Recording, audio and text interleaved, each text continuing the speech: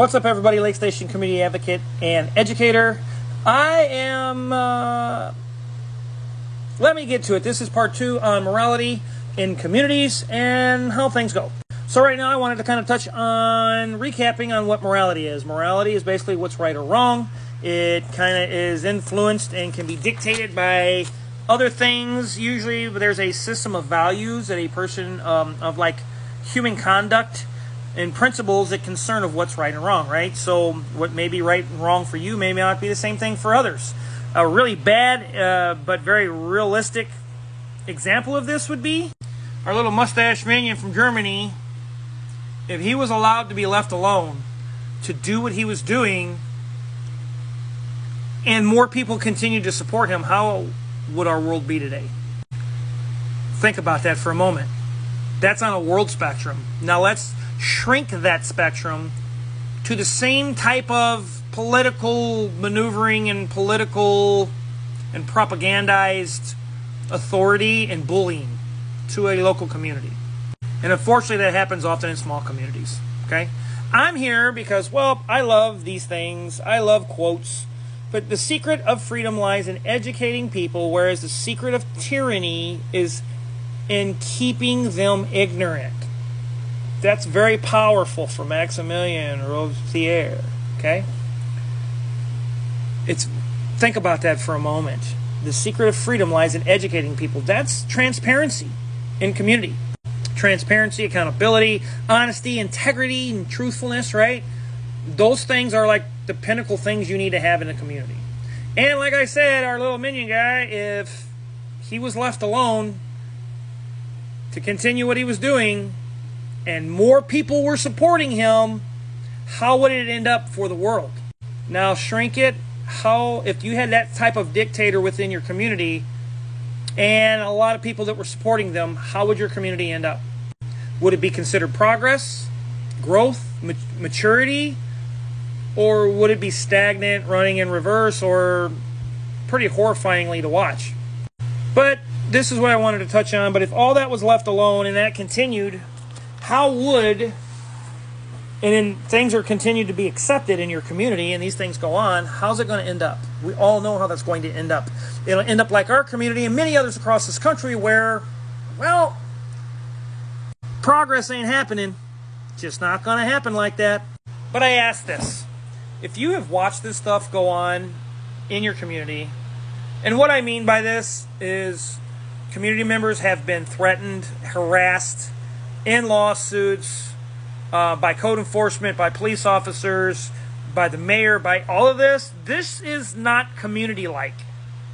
When you are harassing people to get their political vote or to hawk their properties from them for political power and leverage, or you are doing this within a community, you shouldn't be like this in a community. You should be really integrating your community members into all the things that are going on. And anybody who has an outside opinion, again, we're back to that morality, their way of thinking, their group thinking says their way is perfect and right and everybody else's was wrong. Let's go back to our little mustache minion, the same thing. He thought he was doing right and everybody else was wrong. But my question is someone during that time asked themselves, why are we allowing this to continue and go on? And you should be asking the same thing within your community. Because if community members are scared to be engaged, they're scared or intimidated, or they're worried about repercussions of code enforcement, police officers harassing them or following them, threatening them by peers, by political power peers and those that are within council and things of that nature. These things shouldn't be. This is not community-like at all, and this shouldn't be tolerated. I mean, we've had community members that have been followed by the authorities, the mayor. We've had horrible things go on in communities across the country, right? I mean, it gets really crazy. It seems like nothing's off limit to community members when somebody wants to keep their seat and their power. But the only way that any of this is ever going to stop and our community is ever going to mature and to fix and to grow and to heal properly, the first thing we need to do is take a deep breath, buckle up our shoes and pull our pants, and stand up to this crap. And it's what it is. It's just excrement from a machine from a mule that shouldn't be, right? The second thing we need to be doing is calling it out on how hateful some people are, exposing what they're saying and they're doing to these community members and showing the social media public this is what's happening in our community. The next thing we need to stop is stop voting them in. If they are threatening us and they're intimidating us and we're scared to to say anything or to even voice our opinions out of some sort of retaliation of people within our community, from the mayor down, and I can show proof, probably we need to stop voting them in. Now, me personally, I wouldn't have voted for none of them, because my standard is much different than what they're portraying and what they're putting out and what the set outcomes have been. Sorry, I'm just not going to do it. And you have to be able to remove them from their powers, and they're scared to be removed from their powers. They're worried about being removed from their powers, and don't think for a moment because they're on a mayor's seat or council leader seat or anybody on down the line that they're untouchable, because pride comes before the fall. And I'd say if this is going on in your community like it is ours, I would probably say it's time to put some new leaders in there to do jobs and to integrate community members and to serve us, because that's what they're there for. We don't vote them in to give them a bat to beat us down with. That's not what that's for. There's systems, checks, and balances, and that's what we're out to get, and that's what we're out to look for. But if they're not doing it, and they're beating us down with these bats and these ways, these codes violations for minuscule things, and they're just beating us down, that shouldn't be at all. But I want to go through some of my favorite quotes and some of the things that I have here. Like I said, the secret of freedom lies in educating people, whereas the secret of tyranny is keeping them ignorant.